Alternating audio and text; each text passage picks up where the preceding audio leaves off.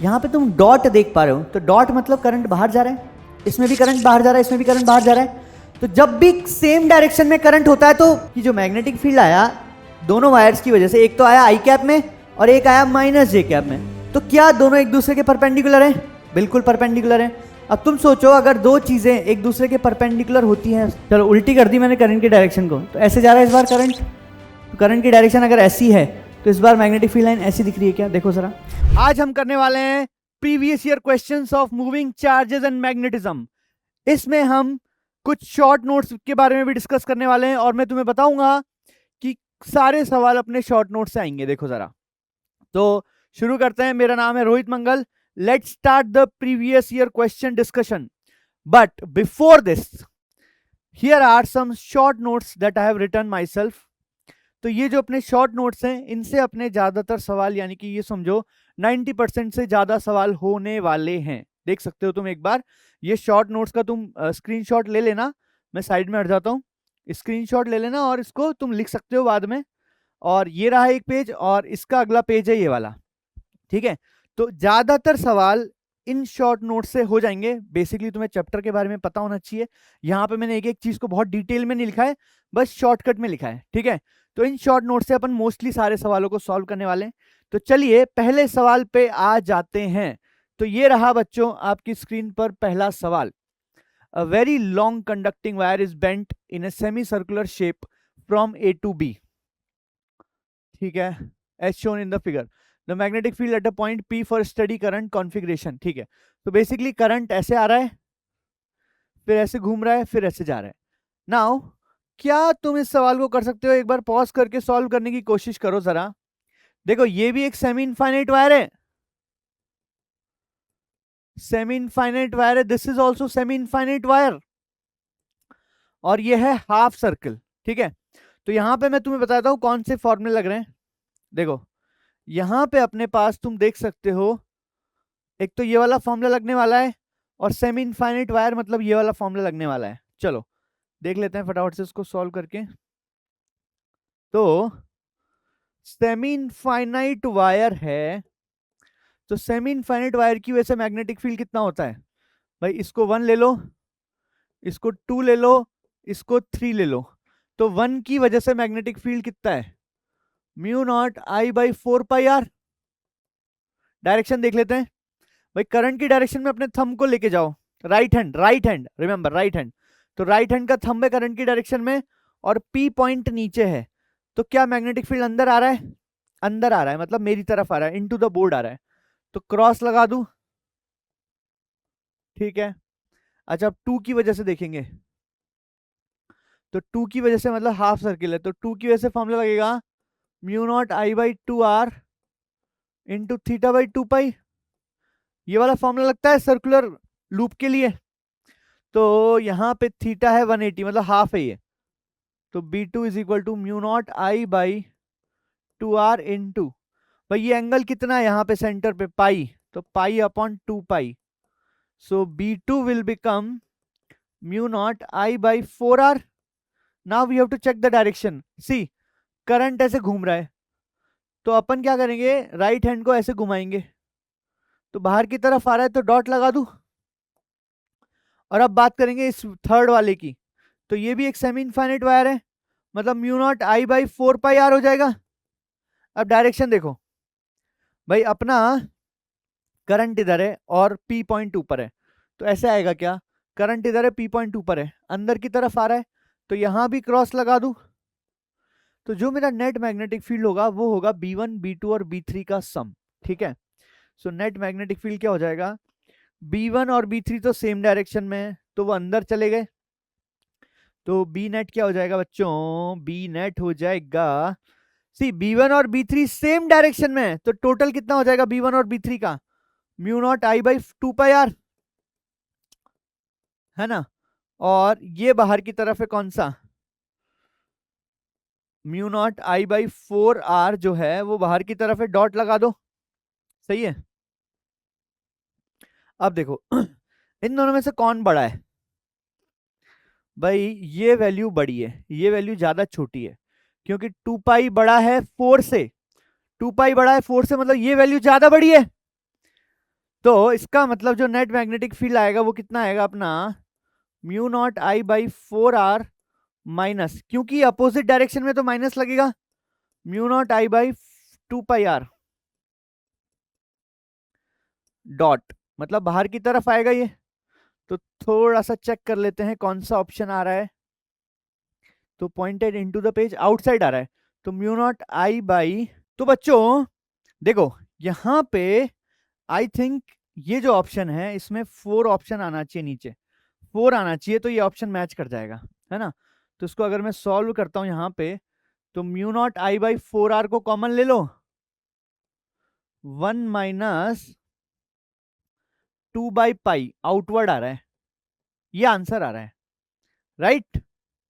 Check कर सकते हो, दिस इज योर आंसर। तो यहाँ पे एक्चुअली ऑप्शन गलत लिखा हुआ है, प्रिंटिंग मिस्टेक है, तो यहाँ पे 4 आएगा, तो D is your correct answer. देखो अपन को मेथड से मतलब है, मेथड क्लियर है, इसमें प्रिंटिंग मिस्टेक है आई थिंक, तो यहाँ पे 4 आएगा नीचे, तो D option is your correct answer, ठीक है। तो जो भी ज्यादातर सवाल अपन देखेंगे अपने शॉर्ट नोट से आएंगे ना, देखना जरा। हाँ भाई, अगला सवाल देखो, गिवन बिलो 2 स्टेटमेंट्स। देखो पहला स्टेटमेंट क्या है, Biot Savart law gives us the expression for the magnetic field strength of infinitely small current element ideal vector of the current carrying conductor only. तो बायो-सावर्ट लॉ पता होना चाहिए। बायो-सावर्ट लॉ बोलता है कि mu not I DL cross R upon 4πr³, right. तो यहां पे ये जो वेक्टर है ये वेक्टर है, मतलब आई डीएल एक वेक्टर क्वांटिटी है, ध्यान रखना, क्योंकि करंट की डायरेक्शन बहुत इंपॉर्टेंट है। तो basically this is A correct statement कि ये वेक्टर क्वांटिटी है, सही बात है। सेकंड स्टेटमेंट देखते हैं, Biot Savart law is analogous to Coulomb's inverse square law. Coulomb's inverse square law क्या है, F is equal to Q K Q one Q two by R square, या E is equal to K Q by R square of charge q, with the former being related to field produced by scalar source ideal vector while the later being produced by the vector source। तो basically क्या बोलना चाह रहा है, थोड़ी सी English की बात है यहाँ पे। तो देखो फॉर्मर मतलब पहले वाला, तो Biot Savart law is analogous to, यहां तक तो ठीक है, क्योंकि दोनों में इनवर्स स्क्वायर लॉ आता है, क्योंकि यहाँ पे आर स्क्वायर आता है, ये आर से आर कैंसिल हो जाता है। while the former being related to field produced by scalar, नहीं ये स्केलर है क्या, आइडियल वेक्टर नहीं, ये स्केलर नहीं है, तो यहाँ पे रॉन्ग स्टेटमेंट हो गया क्या। इसका मतलब पहला स्टेटमेंट सही है दूसरा गलत है, पहला सही है दूसरा गलत है, पहला सही है दूसरा गलत है, ऑप्शन डी इज करेक्ट, ठीक है। सिंपल सवाल था, कोई खास बात नहीं है। नेक्स्ट क्वेश्चन देखो, a closely packed coil having 1000 tons has an average radius of इतना, if the current carried by the coil is this the value of magnetic field। तो बेसिकली यहाँ पे क्या पूछा गया है, यहां पे करंट कैरिंग कॉइल है, उसके सेंटर पे मैग्नेटिक फील्ड पूछा है, तो मैग्नेटिक फील्ड का फॉर्मूला होता है mu not an I by 2r।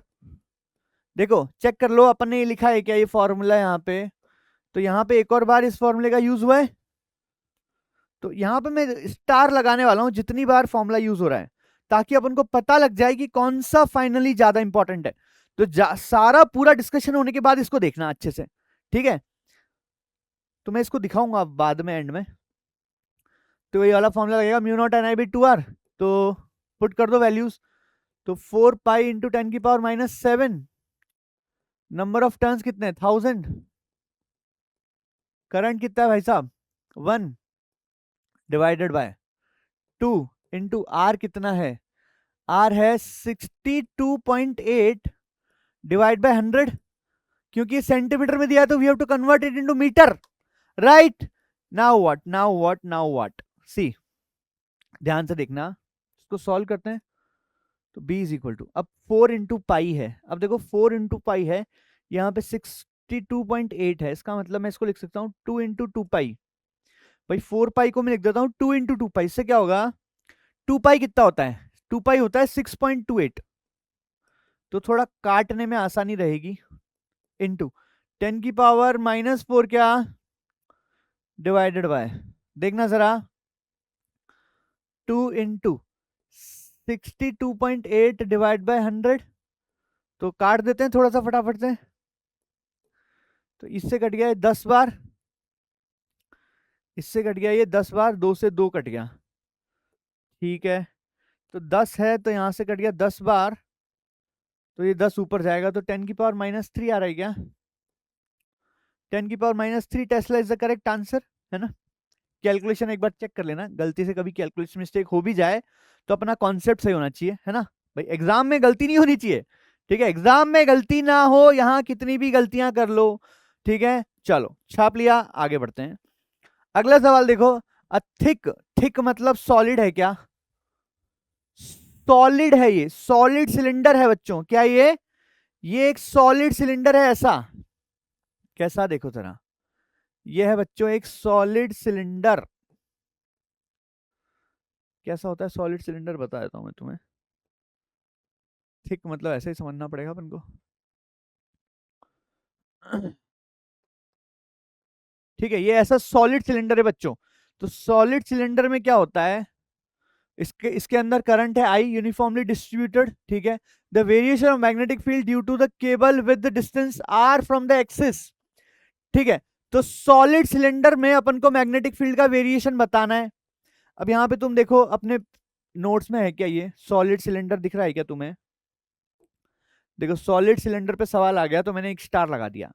यहां पे तुम देखो सॉलिड सिलेंडर में क्या हो रहा है कि बी जो है वो पहले तो डायरेक्टली प्रोपोर्शनल है आर के, फिर जब आर ग्रेटर देन आर हो जाएगा तो इनवर्सली प्रोपोर्शनल है आर के। ओहो, यहां पे देखो, यहां पे देख के कर सकता हूं मैं भाई, जब आर की वैल्यू कैपिटल आर से कम है तो डायरेक्टली प्रोपोर्शनल है और फिर बाद में इनवर्सली प्रोपोर्शनल है। यहां से देख पा रहे हैं अपन, यहां से अपन देख पा रहे हैं, तो कर देते हैं इस सवाल को फटाफट से। भाई अपन को फॉर्मूला देख देख के कर रहे हैं अपन, तो अपन क्यों दिमाग लगाए, जल्दी जल्दी करो भाई। मैं ये मान के चल रहा हूं तुम्हें सारे फॉर्मूले पता है। तो जब आर लेस देन आर है तो B is directly proportional to R होता है, और जब आर ग्रेटर देन आर है तो B is inversely proportional to R होता है। तो डायरेक्टली प्रोपोर्शनल है तो स्ट्रेट लाइन आएगा और बाद में वो हाइपरबोला बन जाएगा, है ना? तो कौन सा ऑप्शन सही है? देखो ये गलत हो गया क्योंकि बाद में तो कम नहीं हो रहा, तो ये आएगा क्या? तो कैपिटल आर तक तो ये सीधा जाएगा, फिर ये कन्वर्ट हो जाएगा ऐसा, ठीक है? ये आई थिंक सबको अपन सारे नोट्स में कराते हैं ये सब सवाल, है ना? तुम अपने नोट्स पढ़ के भी ये सब सवाल कर सकते हो, फुल 100% प्रीवियस ईयर के सवाल हैं। हाँ भाई, an arrangement of 3 parallel straight wires placed perpendicular to plane of paper carrying current I along the same direction as shown in the figure. The magnitude of force per unit length. ओहो, force per unit length का formula check करते हैं फटाफट से। क्या अपने पास है यहाँ पे शॉर्ट नोट्स में? Force per unit length, yes ये रहा, नोटिस करो, ये रहा force per unit length. Force per unit length का फॉर्मूला होता है mu naught I1 I2 upon 2 पाई BD। चलो चलो चलो चलो, देखो जरा, कुछ कुछ चीजें खुद को पता होनी चाहिए ना, हर चीज अपन लिख नहीं सकते यहाँ पे। देखो, तो मुझे चाहिए इस पे force per unit length B पे, है ना? अब ध्यान से सुनना, यहाँ पे तुम डॉट देख पा रहे हो, तो डॉट मतलब करंट बाहर जा रहा है, इसमें भी करंट बाहर जा रहा है, इसमें भी करंट बाहर जा रहा है। तो जब भी सेम डायरेक्शन में करंट होता है तो क्या होता है? ट्रैक्शन होता है बिटवीन द वायर्स। तो बी पे फोर्स सी इधर लगाएगा और बी पे एक फोर्स इधर लगेगा क्या भाई? देखो, because these 3 wires are in the same direction, when the current is in same direction there will be attraction, right? तो df बाई dl का फॉर्मूला क्या है बच्चों, बताओ फटाफट से। Mu naught I1 I2 upon 2 pi D. तो कितना फोर्स लगेगा भाई? इसको F1 मान लू, इसको F2 मान लू भाई, वैसे तो फोर्स पर यूनिट लेंथ है ना, तो इसको F1 बाय L मान लू, इसको F2 बाय L मान लू। तो F1 बाय L कितना होगा?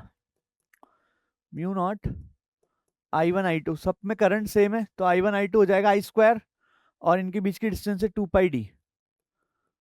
तो इतना फोर्स आ गया क्या? और इस पे भी इतना ही आएगा क्योंकि वैल्यूज तो सेम है। तो बेसिकली ये समझ लो कि इतना फोर्स पर यूनिट लेंथ लग रहा है इधर, mu naught I square upon 2 pi D, और इस पे भी लग रहा है mu not I square upon 2 pi D. सही है? अब ध्यान देना, कभी भी अगर दो वेक्टर परपेंडिकुलर लग रहे होते हैं, जैसे ये भी एफ है ये भी एफ है, तो उनका जो रिजल्टेंट होता है वो √2f होता है। तो यहाँ पे इनका रिजल्टेंट हो जाएगा, क्योंकि ये भी एफ है ये भी एफ है, दोनों की वैल्यू सेम है, तो उनका जो रिजल्टेंट आएगा वो यहाँ कहीं आएगा क्या?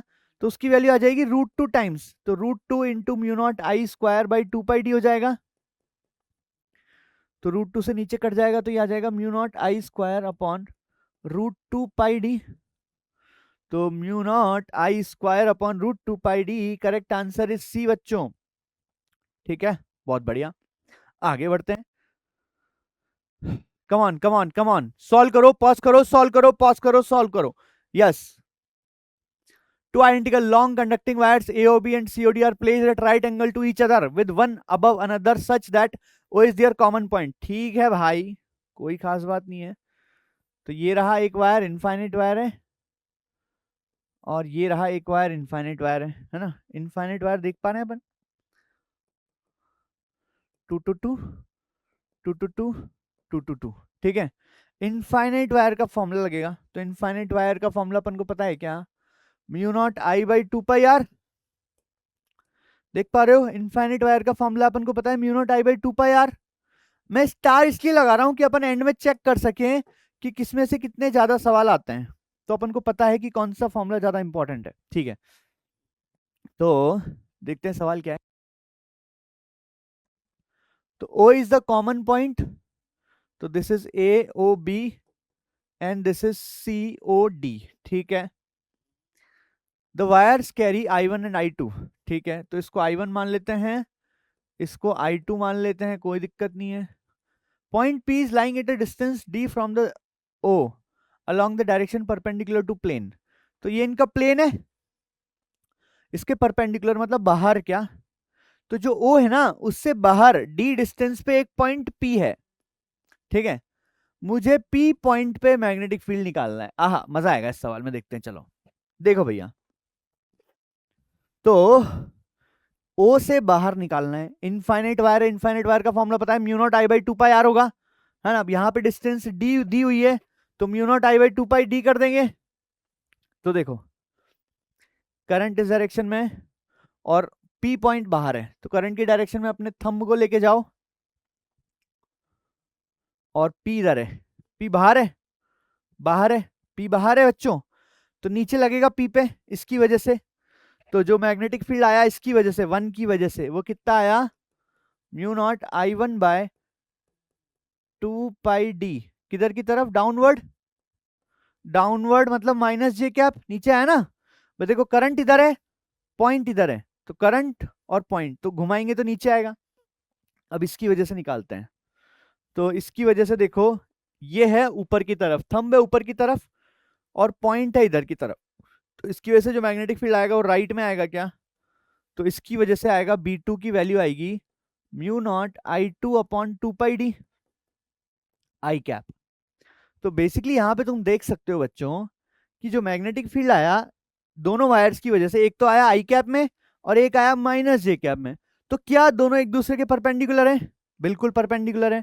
अब तुम सोचो अगर दो चीजें एक दूसरे के परपेंडिकुलर होती हैं, लेट्स से F1 और F2, तो जो F नेट आता है वो कितना आता है, F1 square plus F2 square का अंडर रूट। तो सेम लॉजिक से जो B नेट आएगा वो B1 square plus B2 square का अंडर रूट आएगा क्या। तो अब इसको कैसे सॉल्व करते हैं जल्दी से देखो, तो जो भी कॉमन है ना वो निकाल लो। तो जो कॉमन क्या है दोनों में, mu naught I by 2 pi D common है, तो mu not I by 2 pi D common है। अब अंदर लेके जाओ रूट के अंदर किसको, जो कॉमन नहीं है, क्या है, I1 स्क्वायर I2 स्क्वायर, तो I1 square plus I2 square का अंडर रूट। ये मेरा फाइनल आंसर आएगा क्या, चेक करो चेक करो कौन सा ऑप्शन मैच कर रहा है। अच्छा आई नहीं आएगा, सॉरी, यहाँ पे आई तो हटी गया ना, तो root I1 square plus I2 square mu naught by 2 pi d. चलो चेक करो, mu naught by 2 pi d under root I1 square plus I2 square का अंडर रूट। भाई पावर हाफ का मतलब अंडर रूट ही होता है, तो डी ऑप्शन आएगा क्या, चेक करो। तो हम ये चेक कर रहे हैं कि कितने सवाल फॉर्मूला बेस्ड हैं, लेकिन ध्यान रखना केवल फॉर्मूले से काम नहीं चलता, ये सब नॉलेज होनी चाहिए तुम्हें डायरेक्शन की भी। ठीक है, तो तुमने अगर क्लास अटेंड नहीं की होगी और तुम सोचो कि फॉर्मूले से काम हो जाएगा, खत्म। आगे देखो, tightly wound 100 turns coil, coil का सवाल है, फिर से देखो जरा, कॉइल का सवाल है बच्चों, काफी सारे सवाल करने वाले हैं अपन। तो कॉइल का फॉर्मूला पता है क्या, देखो जरा, ये रहा कॉइल का फॉर्मूला, क्या है बच्चों, mu not I by 2 R, 2 star लग गए, दूसरा सवाल है इस पे, प्रीवियस ईयर के सवाल है, सोचो कितना इंपॉर्टेंट फॉर्मूला ये। तो क्या फॉर्मूला लगेगा इसका? ओहो, B is equal to mu naught NI/2R, centre पे पूछा है। ठीक है ठीक है ठीक है, सारे सवाल खुद से सॉल्व करो, मेरा वेट मत करो। तो म्यू नॉट कितना है? 4 pi into 10⁻⁻7। Number of turns कितने भैया? 100। आई कितना है? आई कितना है? आई 7 अपॉन 2 इंटू आर कितना है भैया? 0.1, 10 सेंटीमीटर मतलब 0.1 मीटर। ठीक है, कर दे सॉल्व। देखो, तो ये 1000 हो गया, ये हो गया 2 से गया 2 पाई, 2 पाई इंटू 7 कितना हो गया? 14 पाई इंटू, है ना, थोड़ी सी कैलकुलेशन यार खुद से भी करना आना चाहिए। तो 2 पाई ये हो गया, अभी ऊपर चला गया 1000 हो गया, यानी कि 10⁻⁻4 हो गया। तो इतना आ रहा है मेरा टेस्ला, इतना मैग्नेटिक फील्ड आ रहा है। अब थोड़ा सा यहाँ पे अप्रोक्सीमेशन करना पड़ेगा। तो 14 इंटू 3 42, और यहाँ पे देखो 4 कर रखा है, तो इसको अप्रोक्सीमेटली 44 बोल दूं क्या? क्योंकि सारे ऑप्शन में 4 दिख रहा है। तो 4 इंटू 10⁻⁻, तो इसको लिख सकता हूं मैं इंटू 10⁻⁻4 टेस्ला, यानी कि 4.4 इंटू 10⁻⁻3 टेस्ला। भाई एक यहां से ले लिया, तो ये हो गया 4.4 मिली टेस्ला। क्या चेक करते हैं ऑप्शन है क्या? 4.4 मिली टेस्ला मिल गया बच्चों, तो ए ऑप्शन आ गया। अरे क्या हो रहा है? ए ऑप्शन आ गया बच्चों, है ना। सिंपल सवाल था, बट तुम देखो यहां से 2-3 सवाल आ चुके हैं इस फॉर्मूले पे, है ना। आगे बढ़ते हैं, रेडी, खटाखट करते जाओ। A long wire carry steady current I, current is bent into a circular loop of 1 turn, the magnetic field at the centre of loop is B. ठीक है, तो एक वायर है, उसको मैंने सर्कल में कन्वर्ट कर दिया। Now it is then bent into a circular coil of n turns, the magnetic field at the centre. भाई ये नोट भी लिखवाया है मैंने, देखो वैसे तो इसको प्रूव किया जा सकता है बहुत इजीली, बट अपन अभी इसको याद कर लेंगे। वैसे तो तुम बच्चों को पता होगा, अगर नहीं पता है तो कमेंट में बताना। तो यहाँ पे देखो, अगर किसी वायर को एक बार घुमाओगे और 2 बार घुमाओगे सेम वायर को, तो जो magnetic field at the centre बनेगी वो 2 बार घुमाने में 4 गुना बनेगी, क्योंकि 2 का स्क्वायर होगा। समझ गए क्या? चलो मैं इसको हल्का सा समझा देता हूं। भाई होता क्या है कि मान लो एक वायर है जिसकी लेंथ है L, ठीक है, इसको तुमने एक सर्कल में कन्वर्ट कर दिया, और इसी वायर की लेंथ को तुमने 2 बार टर्न कर दिया। तो 2 टर्न करोगे तो रेडियस भी कम हो जाएगा और नंबर ऑफ टर्न्स भी बढ़ जाएंगे, तो मैग्नेटिक फील्ड बढ़ जाता है कुल मिला के। ठीक है, तो magnetic field is directly proportional to number of turns का स्क्वायर। ये कब लगाएंगे बच्चों फॉर्मूला? जब वायर की लेंथ कांस्टेंट हो। क्या कर रहे हैं अपन? सेम वायर को एक बार घुमा रहे हैं, एक टर्न में कन्वर्ट कर रहे हैं, और सेम वायर को 2 बार घुमा रहे हैं, तो जो मैग्नेटिक फील्ड होगा 2 बार घुमाने में वो 4 गुना होगा। यहां पे कितनी बार घुमा रहे हैं? n टर्न है, तो क्या b directly proportional to n² होगा? तो अगर एक टर्न में b है तो n टर्न में n² b हो जाएगा क्या? डायरेक्ट देखो, ठीक है, तुम ऐसे भी कर सकते हो कि b is directly proportional to n², so b1/b2 is equal to n1² upon n2²। तो पहले मैग्नेटिक फील्ड कितना है? b है, बाद का b2 है, पहले नंबर ऑफ टर्न से 1, बाद में कितने हैं? n। तो यहां से तुम देखोगे जो b2 की वैल्यू आएगी वो n² इंटू b आएगी। ठीक है, तो ये भी अपने शॉर्ट नोट्स का सवाल है। नेक्स्ट देखो, electron moving in a circular orbit. तो यहां भी देखो इलेक्ट्रॉन घूम रहा है, तो इलेक्ट्रॉन घूम रहा है, ठीक है, n रोटेशन पर second, the magnetic field produce at the centre. अब यहां भी वही फॉर्मूला लगेगा, कौन सा वाला? Mu naught NI/2R। भाई यहां भी यही फॉर्मूला लगने वाला है बच्चों, म्यू नॉट NI/2R। थर्ड सवाल इस फॉर्मूले पे बेस्ड आ गया है प्रीवियस ईयर के सवालों में, तो that makes it very important question. तो देखो फॉर्मूला क्या लगेगा यहाँ पे? B is equal to mu not I/2R लगेगा,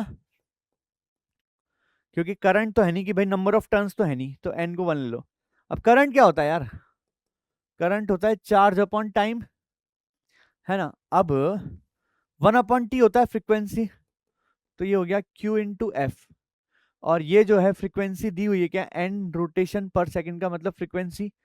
तो I is equal two electron का चार्ज होता है E और ये n दिया हुआ है, ठीक है। तो I मिल गया अपन को, ठीक है। तो B की वैल्यू क्या हो जाएगी, म्यू नॉट EN/2R, क्या चेक करो यार ये फॉर्मूला है क्या, म्यू नॉट EN/2R। तो आ गया सी ऑप्शन। सिंपल सवाल था भाई, देखो इस फॉर्मूले से हो गया। तो अपन ने क्या किया, इलेक्ट्रॉन क्योंकि घूम रहा है तो उससे करंट जनरेट कर लिया, क्योंकि करंट होता है charge upon time, charge upon time period, ठीक है। फटाफट करते जाओ, अगला सवाल आ चुका है। A wire carrying current I along positive x axis, है ना। तो करंट किधर जा रहा है भाई साहब, करंट जा रहा है इधर। मैग्नेटिक फील्ड दी है। तो फोर्स का फॉर्मूला क्या होता है यार, फोर्स होता है बच्चों IL×B, है ना। चलो देखते हैं ये फॉर्मूला लिखा है क्या अपन ने, IL×B वाला फॉर्मूला। देखो मैंने इसको दूसरी फॉर्म में लिखा है, force on current carrying wire. तो IL×B को मैंने ILB sin थीटा लिखा है। वैसे तुम्हें IL×B भी पता होता है अगर ये पता होता है तो, ठीक है। तो ये फॉर्मूला भी अपने बहुत काम का हो गया, क्योंकि प्रीवियस ईयर में सवाल आए हैं। देखो ऐसा नहीं है कि भाई इन्हीं में से सवाल आएगा, अपन को सारा चैप्टर पता होना चाहिए, ध्यान रखना ये बात। ये बस मैं तुम्हें आसान कर रहा हूं, मान लो तुम्हें फॉर्मूलों में दिक्कत आती है तो मैंने शॉर्ट नोट्स बना के दे दिया, याद कर लो। चलो अब सॉल्व करते हैं इसको। तो F इज इक्वल टू आई, अब तुम्हें पता होना चाहिए बच्चों कि जो L वेक्टर होता है वो करंट की डायरेक्शन में होता है। तो L वेक्टर क्या हो जाएगा मेरा, Li कैप क्रॉस, भाई ये एक्स एक्सिस है ना, इसको एक्स एक्सिस मान लो, इसको वाई एक्सिस मान लो। B कितना है, B है 2i + 3j - 4k, ठीक है, कर दो 67। तो देखो IL, अब ध्यान से सुनो, I का I के साथ तो क्रॉस 0 होता है, ठीक है। अब I का क्रॉस करेंगे J के साथ, ठीक है। तो 3 × I×J बचा, प्लस L तो मैं बाहर निकाल चुका हूं। अब I का क्रॉस होगा -4k के साथ, तो इसको माइनस ले लो ना। तो 4I×K, चेक करो बच्चों क्या किया अपन ने। भाई देखो मैंने क्या किया, I का क्रॉस I के साथ 0 होता है, ठीक है। L को मैं बाहर निकाल चुका हूं। अब I का क्रॉस करेंगे 3J के साथ, तो 3 × I×J। अब फिर I का क्रॉस होगा -4k के साथ, तो -4 अलग से ले लिया और I×K लिख दिया। अब इसको सॉल्व कैसे करते हैं याद करो, ऐसा पढ़ा है अपन ने बच्चों, 2 2 2। तो I×J से K आता है IL, तो ये हो गया 3k माइनस, भाई I×J से K आता है। और देखो K×I से J आता है, तो I×K से क्या आएगा, -J, तो -4 - J, बहुत बढ़िया। तो फोर्स कितना आ गया बच्चों, फोर्स आ गया अपना IL 3k vector plus 4j cap, सही है क्या। अब चाहिए मुझे मैग्नीट्यूड, ध्यान से सुनना बच्चों। तो अपने पास दो वेक्टर हैं, एक तो k कैप में, एक है j कैप में। तो क्या ये दोनों परपेंडिकुलर है, बिल्कुल परपेंडिकुलर हैं।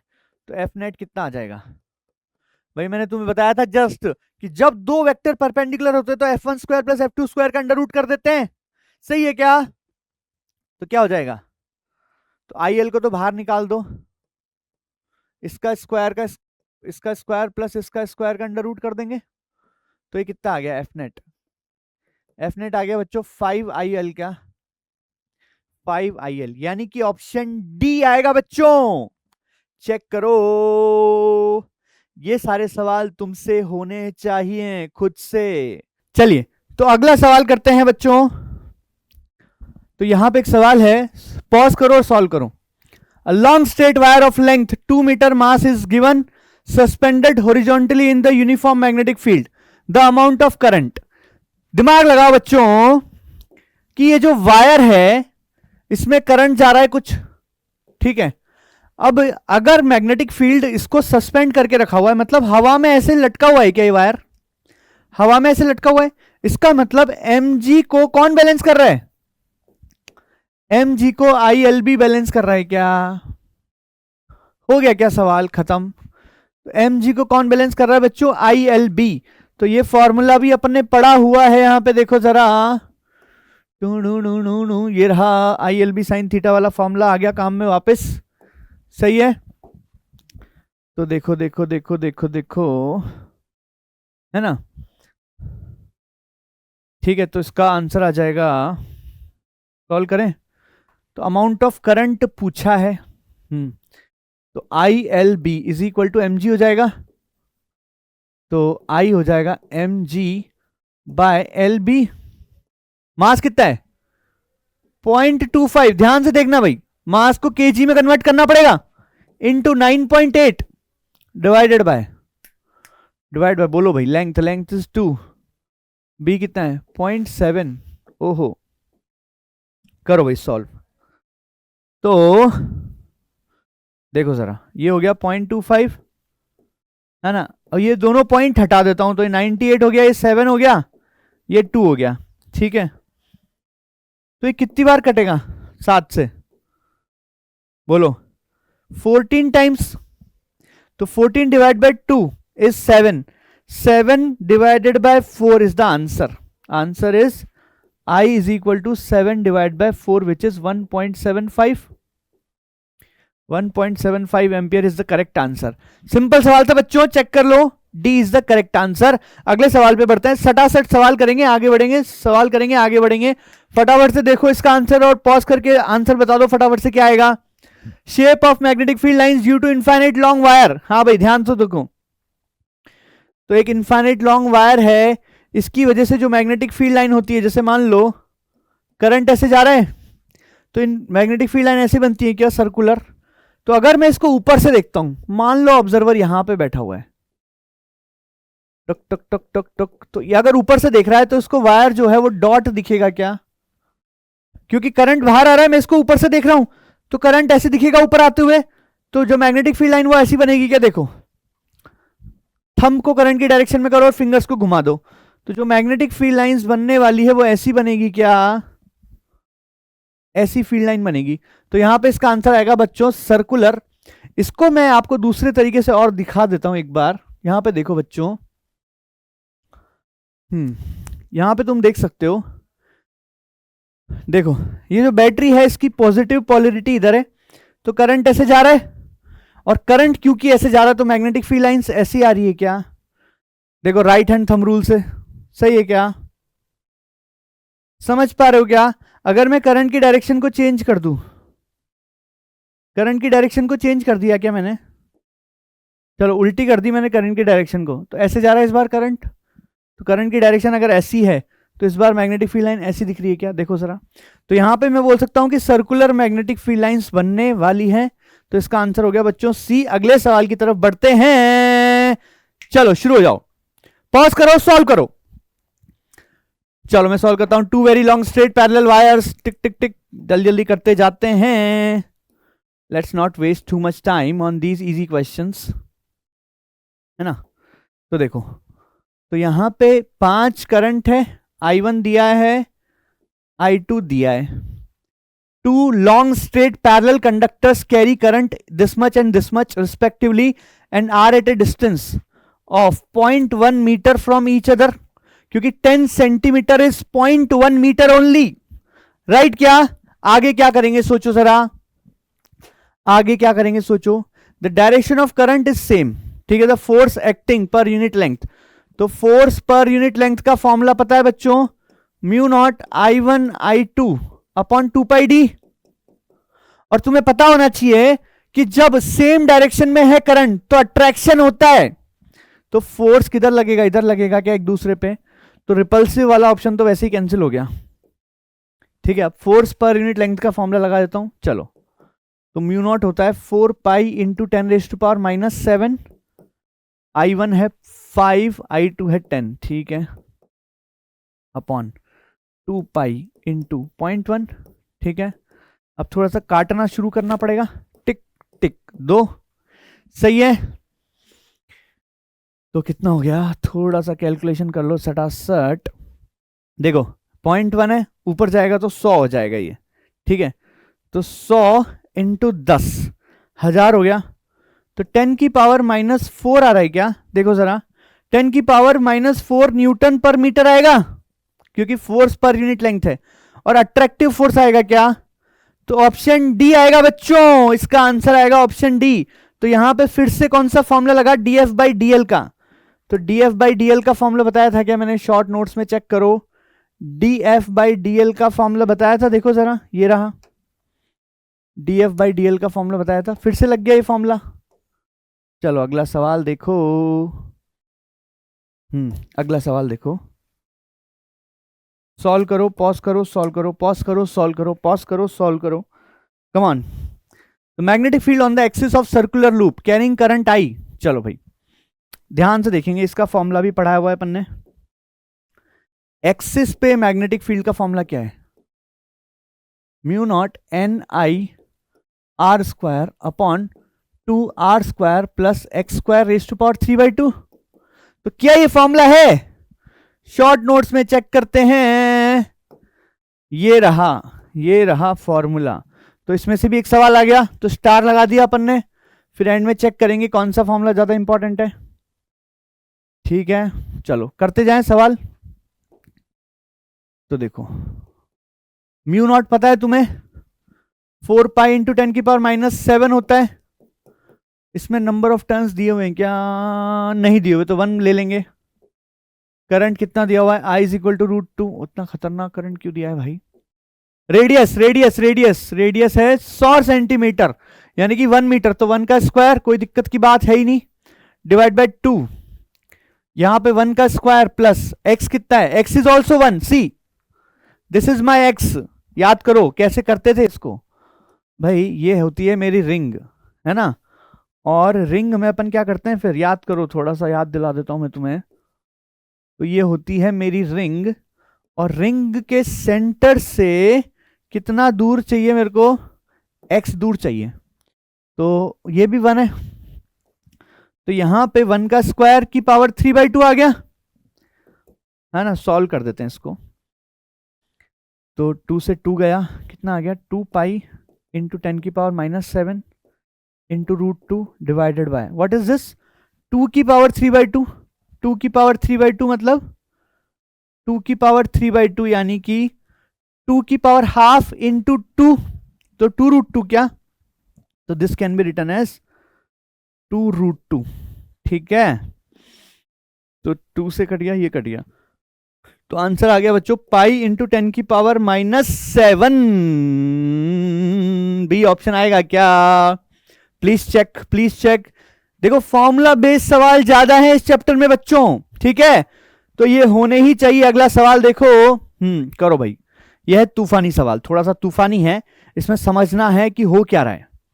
देखो x एक्सिस बाहर की तरफ है, z एक्सिस ऊपर की तरफ है, y एक्सिस इधर की तरफ है, ठीक है, इतनी बात समझ में आई।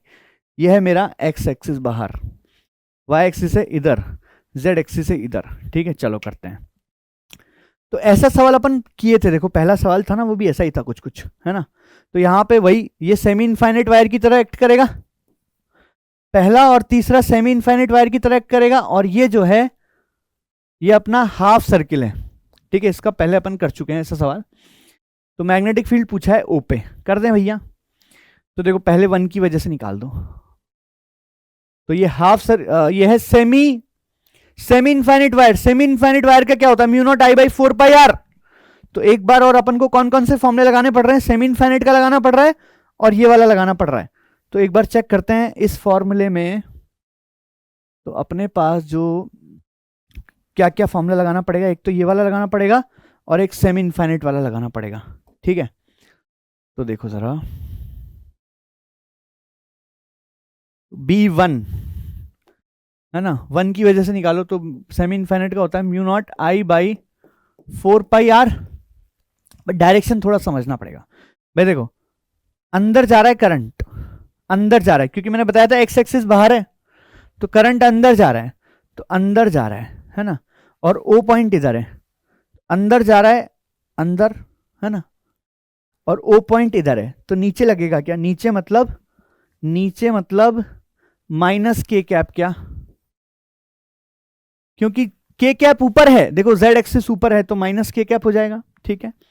अब B3 भी एक बार चेक कर लो, पहले B3 चेक करेंगे ये वाला। भाई इसकी वैल्यू भी म्यू नॉट आई बाई 4 पाई होगी, क्योंकि सेमी इनफाइनाइट वायर है, सही है। अब देखो करंट बाहर जा रहा है और ओ पॉइंट इधर है, करंट बाहर जा रहा है, ओ पॉइंट इधर है, तो क्या फिर से नीचे की तरफ आ गया, नीचे मतलब माइनस के कैप आ गया। तो ये सवाल वैसा ही है जो पहला सवाल था ना, वैसा ही है, सेम टू सेम, ये मान लो। और B2 क्या आ रहा है, B2 देखो, अब ये जो है ना आधा सर्किल है, तो आधे सर्किल के लिए फॉर्मूला लगेगा mu not I by 2r into theta by 2 पाई। तो थीटा बाई 2 पाई करोगे तो आधा सर्किल है तो हाफ हो गया। अब डायरेक्शन सोचो, ऐसे घुमाओ हाथ को, ऐसे घुमाओ, तो ऐसे घुमा रहा हूं तो थंब मेरा अंदर आ रहा है, अंदर का मतलब देखो x बाहर है तो अंदर मतलब माइनस आई कैप, क्या ये लो भाई सवाल हो गया खत्म। तो बी नेट क्या हो जाएगा, B1 plus B2 plus B3, ठीक है ठीक है ठीक है।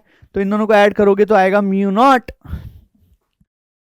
आई by 2 pi r minus k cap plus ये कितना आएगा, mu not I by 4r minus I cap. Check करो बच्चों, तो ऑप्शन ढूंढते हैं यार, ऑप्शन ढूंढते हैं, है ना, ऑप्शन ढूंढते हैं। पहला ऑप्शन देखो, तो पहले ऑप्शन में आना चाहिए माइनस आई, माइनस के कैप है क्या, माइनस के कैप तो है ही नहीं क्योंकि माइनस बाहर है, तो ये पहला ऑप्शन गलत हो गया, ठीक है।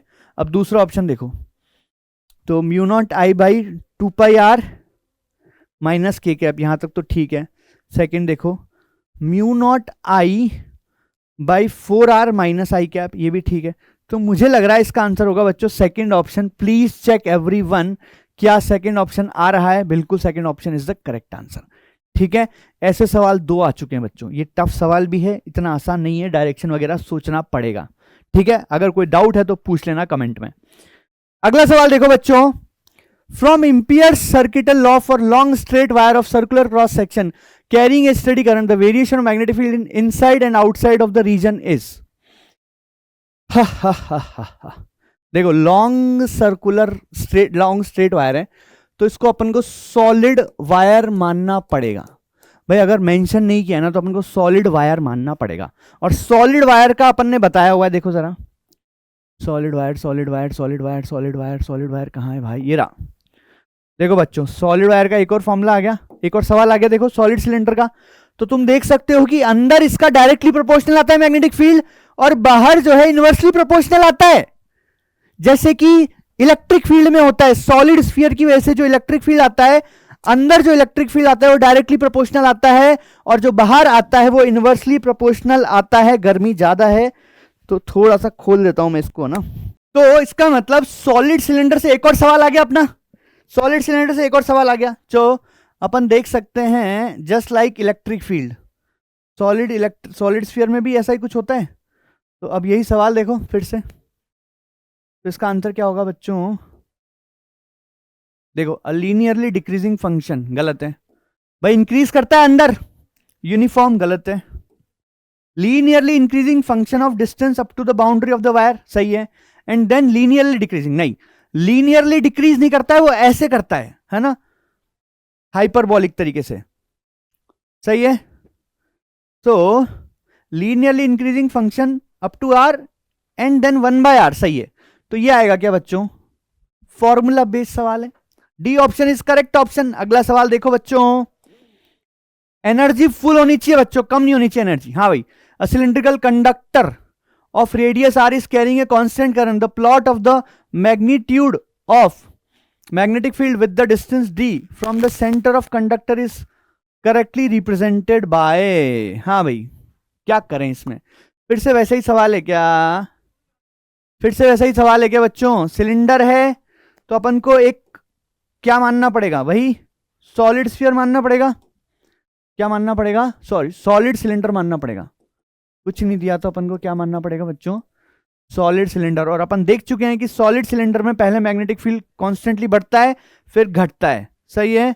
तो it is just like a solid sphere, और उसमें भी इलेक्ट्रिक फील्ड का ऐसा ही कुछ ग्राफ आता है। तो एक और सवाल आ गया, तो एक और स्टार मार्क कर देता हूं मैं यहां पे। तो तुम्हें पता चल जाएगा एंड में कि कौन सा टॉपिक, कौन सी चीज ज्यादा इंपॉर्टेंट है अपने नीट के लिए। ठीक है, एक और स्टार लगा दिया सॉलिड सिलेंडर के आगे। चलिए चलिए चलिए अगला सवाल देखो। सारे सवाल तो यार डायरेक्टली हो रहे हैं अपन से ना। अगला सवाल देखते हैं। अगला सवाल देखो बच्चों। A long straight wire of radius है carries a steady current I. The current is uniformly distributed over the cross section. तो इस बार भी सॉलिड है क्या? क्योंकि पूरे क्रॉस सेक्शन में है तो सॉलिड मानना पड़ेगा क्या? The ratio of magnetic field B and B dash at a radial distance इतना एंड इतना। देखो पहला देखो B पूछा है कहां पे? R इक्वल टू A/2 पे पूछा है ना। अब इसका रेडियस है A। सोचो जरा, ध्यान से देखना बच्चों। इसका रेडियस है A, है ना। मैंने इस वायर का ऊपर वाला व्यू बनाया है। मान लो ये वायर है तो मैं इसको ऊपर से देख रहा हूं तो ये ऐसा सॉलिड दिखेगा मुझे। ठीक है, अब मैंने पूछा कहां है? पहली बार तो अंदर पूछा है, तो जो अंदर वाला फॉर्मूला होता है याद करो, B इनसाइड। इनसाइड वाला क्या फॉर्मूला होता है? Mu not I by 2 pi R into R by R, ये फॉर्मूला होता है अंदर के लिए। तो ये R इक्वल टू A/2 मतलब अंदर पूछा है, क्योंकि रेडियस तो रेडियस तो A है, अंदर पूछा है तो अंदर में ये लग जाएगा mu not I by 2 pi capital R into small r by R। सही है क्या? तो mu not I by 2 pi A और स्मॉल r कितना है? A/2, तो A/2 अपॉन स्मॉल a, तो ये आ जाएगा बच्चों mu not I by 4 pi A। तो पहले का आंसर तो आ गया इतना, ये कहां पे आ गया? अंदर। अब पूछा है दूसरा B डैश। B डैश कहां पे पूछा है? R इक्वल टू 2A पे। R इक्वल टू 2A का मतलब क्या हुआ? बाहर क्या? और बाहर के लिए कौन सा फॉर्मूला लगता है? Mu not I by 2 pi R, यानी कि mu not I upon 2 pi into 2A। तो यहां पे देखोगे ये और ये सेम आ गए, B और B डैश सेम आ गए। तो पूछा क्या है? रेशियो पूछा है तो 1 आ गया क्या आंसर? B और B डैश सेम आ गए बच्चों। तो इस बार कौन सा फॉर्मूला लगाया? फिर से एक सवाल आ गया भाई, फिर से एक सवाल आ गया सॉलिड सिलेंडर का। भाई सॉलिड सिलेंडर में भर भर के सवाल आ रहे हैं, मतलब this is very very important for you. ठीक है, तो सॉलिड सिलेंडर पे एक स्टार लगाना पड़ेगा फिर से। तो यहां पे देखो 4 स्टार ऑलरेडी लग चुके हैं सॉलिड सिलेंडर पे। देखो बच्चों 4 सवाल आ चुके हैं अभी तक सॉलिड सिलेंडर पे। चलो अगला सवाल देखो बच्चों। अगला सवाल देखो। लॉन्ग सोलेनॉइड है, सेंटर ऑफ सोलेनॉइड पे बताना है। तो मैग्नेटिक फील्ड का फॉर्मूला क्या होता है? Mu not Ni। हो गया सवाल खत्म, देखते ही खत्म हो गया है। तो अब ध्यान से सुनना, इसमें गलती क्या होती है मैं बता रहा हूं। गलती कहां होती है? गलती कहां होती है भाई? ये जो n होता है ना बच्चों, ये होता है number of turns per unit length. ध्यान रखना इस बात का, ठीक है। चलो कैपिटल N यानी कि number of turns, total number of turns कितना है? 100। और पर mm यानी कि लेंथ कितनी है? 10 की पावर माइनस 3 मीटर में कर रहा हूं। तो नंबर ऑफ टर्न्स क्या आ गया? Per unit length. तो ये हो गया बच्चों 10 की पावर 5 क्या? तो 10 की पावर 5 डालेंगे यहाँ पे। कई बच्चे क्या करते हैं 100 डाल देते हैं। तो ये हो गया 4 पाई इंटू 10 की पावर माइनस 7। ठीक है, स्मॉल n कितना है? 10 की पावर 5 और i कितना है? i कितना है? i कितना है? 1। तो ये आ गया 4 पाई इंटू 10 की पावर माइनस 2 क्या? चेक करो चेक करो। 4 पाई यानी कि 12.56 हो गया इंटू 10 की पावर माइनस 2।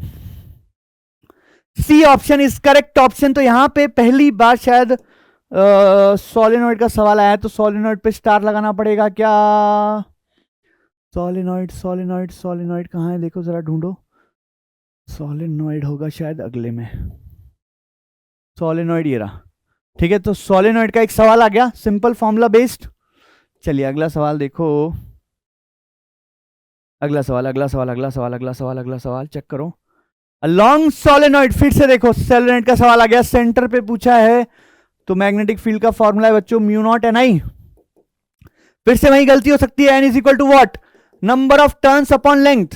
तो नंबर ऑफ टर्न्स कितने हैं 100 और लेंथ कितनी है 0.5, तो स्मॉल एन कितना आ जाएगा 200 आ जाएगा। ठीक है, यही गलती होती है बच्चों, में बता रहा हूं तुम्हें, फॉर्मूले याद होते हैं, ये हलवा फॉर्मूला है, सिंपल फॉर्मूला है, सबको याद होता है, बट यहां पे गलती होती है। This is where you will make mistake, this is your mistake zone. सही है, तो बी हो गया बच्चों 4 पाई इंटू 10 की पावर -7 इंटू 200 इंटू आई 2.5। सही है, कर देते हैं इसको सॉल्व। तो ये कितना हो गया देखो, 4 2 इंटू 2.5 यानी कि 5, 5 इंटू 4 यानी कि 20, तो 20 हो गया ये। तो 20 पाई इंटू 10 की पावर -7 इंटू 100, चेक करना है यार थोड़ा कैलकुलेशन। तो ये हो गया 2 पाई इंटू 10 की पावर -4, 2 पाई यानी कि 6.28। चेक करो भाई है क्या ऑप्शन, हाँ भाई डी ऑप्शन इज करेक्ट। तो इस बार कौन सा फॉर्मूला आ गया, फिर से सोलेनॉइड का सवाल आ गया क्या, तो सोलेनॉइड पे फिर से मुझे स्टार लगाना पड़ेगा। भाई सोलेनॉइड के भी सवाल आ रहे हैं, देख रहे हो कितना सिंपल फॉर्मूला है, फिर से सवाल आ गया सोलेनॉइड का। चलो अगला सवाल, अगला सवाल, अगला सवाल, अगला सवाल, अगला सवाल, अगला सवाल, अगला सवाल देखो। हाँ भाई अगला सवाल देखते हैं। चलो पॉज करो सॉल्व करो, पॉज करो सॉल्व करो। An infinitely long straight conductor carries a current of 5 ampere as shown. ठीक है, तो यहां पे इनफाइनाइट वायर है, dot dot dot dot dot dot, है ना, देखो, और एक इलेक्ट्रॉन है is moving with the speed of 10 की पावर 5। यहां पे एक इलेक्ट्रॉन है जो ऐसे जा रहे हैं, the perpendicular distance is this much, calculate the magnitude of force. हा हा हा, फोर्स का फॉर्मूला है Q we B sine theta. Check करो, अगर कोई चार्ज मूव कर रहा है और इलेक्ट्रिक मैग्नेटिक फील्ड लगा देता हूं मैं बाहर से, अब यहां पे तुम पूछोगे यार मैग्नेटिक फील्ड तो है ही नहीं सर, है भाइयों है, ये जो है ना ये wire which is current carrying wire, it will produce the magnetic field.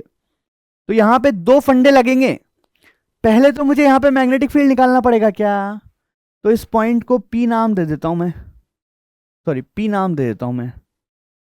तो ड्यू टू वायर बीपी, यानी कि पी पॉइंट पे जो मैग्नेटिक फील्ड होगा उसका फॉर्मूला लगेगा बच्चों μ0I/2πr। वैसे देखा जाए तो फिर से यूज हुआ ये फॉर्मूला, ठीक है, तो μ0I/2πr वाला फॉर्मूला लगा दो। तो μ0I/2πr, तो ये हो जाएगा 2 इंटू 10 की पावर -7, आई कितना है 5, और इन दोनों के बीच की जो डिस्टेंस है बच्चों वो है 0.2। ठीक है क्या, सही है, तो ये आ गया magnetic field eight point P, कितना आ गया ये 5 इंटू 5 25, 25 इंटू 2 50, तो 5 इंटू 10 की पावर -6 आ गया ये मैग्नेटिक फील्ड टेस्ला में। अब डायरेक्शन क्या होगी मैग्नेटिक फील्ड की, देखो भाई मैग्नेट करंट इधर जा रहा है, तो जो मैग्नेटिक फील्ड होगी वो बाहर होगी क्या, पी पे जो मैग्नेटिक फील्ड होगी बच्चों बाहर होगी, सही है। अच्छा अब देखो फोर्स का फॉर्मूला लगाना पड़ेगा Q we B sine theta, तो क्यू कितना है, किसका, इलेक्ट्रॉन का है ना, तो इलेक्ट्रॉन का चार्ज मुझे पता है 1.9 इंटू 10 सॉरी 1.6 इंटू 10 की पावर -19 इंटू v कितना है बच्चों 10 की पावर 5, और b कितना है बच्चों 5 इंटू 10 की पावर -6। अच्छा साइन थीटा क्या है यार, ये साइन 90 होगा क्या, क्योंकि जो मैग्नेटिक फील्ड है ना बच्चों वो बाहर की तरफ है।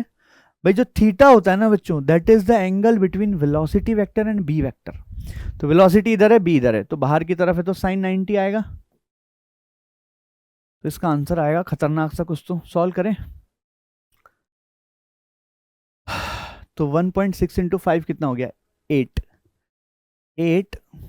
इंटू ये कितना है 19 और 6 25, 25 में से 5 गए तो 10 की पावर -20 आ रहा है क्या, एक बार चेक करो यार यही आंसर है क्या, बहुत ही खतरनाक सा है। हाँ भाई C option should be our answer unless we have made some calculation mistake, है ना। तो बेसिकली यहाँ पे q we B sine theta is the main formula that has been applied, तो q we B sine theta पे star लगा दिया जाए। ये रहा फोर्स का फॉर्मूला होता है Q we B sine theta, चलो बहुत बढ़िया, अगला सवाल देखो, हो जाएगा ना। मेहनत तो करनी पड़ेगी भाइयों, मेहनत के बिना तो कछु ना हो रो। चलो अगला सवाल देखो, पिछला सवाल अपन कर चुके हैं, अगला सवाल देखो। Ionised hydrogen atoms and alpha particles with the same momenta enters perpendicular to the constant magnetic field, ratio of radius. हा हा हा, रेडियस का फॉर्मूला क्या होता है बच्चों? mv/qb। करो करो, जब तक मैं रेडियस के फॉर्मूले पे स्टार लगा देता हूं यहां पे, तो रेडियस का फॉर्मूला है बच्चों, देखो जरा यहां पे कौन सा फॉर्मूला काम आ रहा है रेडियस का, mv/qb। तो देखना भाई, धड़ाधड़ कर देते हैं इस सवाल को, अच्छा सवाल लग रहा है ये थोड़ा सा, है ना। तुम लोग कोशिश करो जब तक। रेडियस का फॉर्मूला बच्चों mv/qb, और यहां पे तुम देखो सेम मोमेंटा है क्या? सेम मोमेंटा मतलब सेम mv क्या? मोमेंटम। तो mv सेम है और मैग्नेटिक फील्ड भी सेम है, तो mv भी सेम है, मैग्नेटिक फील्ड भी सेम है, तो r is inversely proportional to q हो गया क्या? ध्यान दो, कितना आसान हो गया अब सवाल, देख के टफ लग रहा था। मोमेंटम सेम है, मैग्नेटिक फील्ड तो सेम है ही, कांस्टेंट है दोनों के लिए, तो इसका मतलब r is inversely proportional to q हो गया। अब याद करो, आयनाइज्ड हाइड्रोजन एटम में कितना चार्ज होगा? प्लस e चार्ज होगा, क्योंकि हाइड्रोजन एटम को आयनाइज कर दिया मतलब इलेक्ट्रॉन निकाल लिया, तो एक प्रोटॉन बचा, और अल्फा पार्टिकल का चार्ज होता है अपन को पता है 2e, सही है। तो यहां पे मैं बोल सकता हूं कि RH अपॉन R अल्फा, ये उल्टा हो जाएगा इनवर्स है, तो ये आ जाएगा Q अल्फा अपॉन QH, सही है। तो Q अल्फा कितना है 2e, और QH है E, इसका आंसर आ जाएगा बच्चों 2। Option A is correct. Check कर लो, क्या तुम कर पा रहे थे ये भी सोच लो, है ना, होना चाहिए था तुमसे भी। अगला सवाल देखो, electron is moving in circular path under the influence, ठीक है। चलो यहां भी कुछ ऐसा ही सवाल है, देखो टाइम पीरियड का फॉर्मूला मैंने लिखवाया था वहां पे 2πm/qb, तो फ्रीक्वेंसी का फॉर्मूला क्या हो जाएगा? qb/2πm। तो कौन सा फॉर्मूला यूज हुआ है यहाँ पे? कौन सा फॉर्मूला यूज हुआ है यहाँ पे? देखो जरा, ये वाला फॉर्मूला यूज हुआ है 2πm/qb। चलो कर देते हैं फटाफट से बच्चों, तुम्हारे लिए मैं ये कर रहा हूं यार, ऐसा मत सोचना कि सर बार बार वो क्यों कर रहे हो, है ना। तो देखो फ्रीक्वेंसी पूछा है, क्या पूछा है बच्चों? फ्रीक्वेंसी पूछा है, कैसे करेंगे? कैसे करेंगे, चलो करते हैं, सोचते हैं थोड़ा सा। Electron is moving in circular path under the influence of transverse magnetic field, magnetic field की वैल्यू दी हुई है, द वैल्यू ऑफ E/m दिया हुआ है। अब ध्यान से सुनना भाई, तो F is equal to, charge कितना होता है E, और B डिवाइड बाय M को इधर ले आओ, इंटू 2π। अब E/m दिया हुआ है क्या अपन को सवाल में, कर दो। E/m कितना दिया हुआ है? 1.76 इंटू 10⁻11। B कितना है? 3.57 इंटू 10⁻2 डिवाइड बाय 2π, सही है क्या? ओहो खतरनाक सा कुछ आ रहा है यार, ये तो देखना पड़ेगा क्या करें इसको, कोशिश करते हैं सॉल्व करने की। तो ये हो गया 11, है ना, ये हो गया 11, 11 में से 2 गए तो 10⁻9 बचा,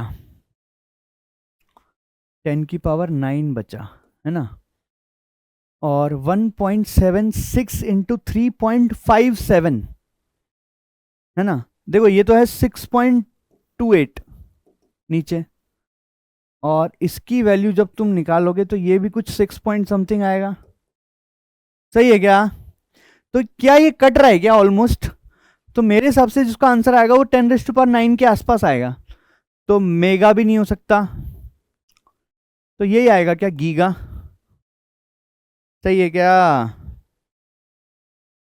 बोलो क्या ये सबको क्लियर है बच्चों, है ना। तो ऑलमोस्ट इतना आंसर आएगा, अपन क्यों एग्जैक्ट आंसर निकाले भाई जब ऑप्शन से कर सकते हैं, है ना।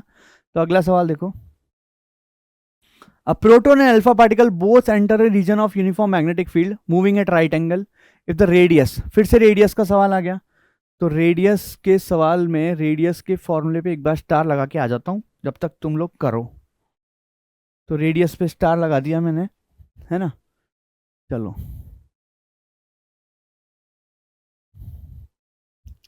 करता हूँ ना, मैं इसको सॉल्व करता हूँ, तुम लोग भी कोशिश करो। Proton and alpha particle. अब प्रोटॉन और अल्फा पार्टिकल के बारे में तुम्हें कुछ कुछ पता होना चाहिए यार,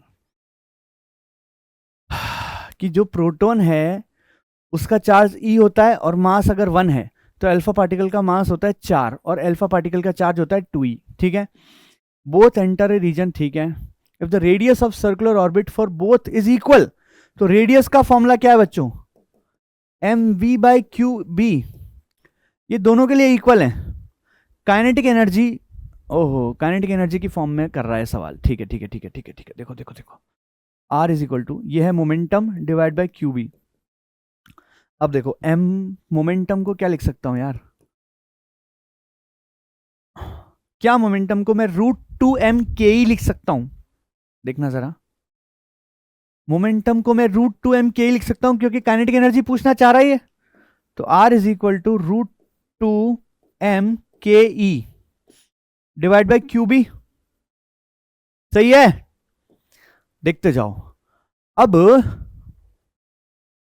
दोनों का रेडियस सेम है, दोनों का रेडियस सेम है, इसका मतलब √2m/ke upon QB of alpha particle is equal to √2m/ke upon QB of proton, सही है ना।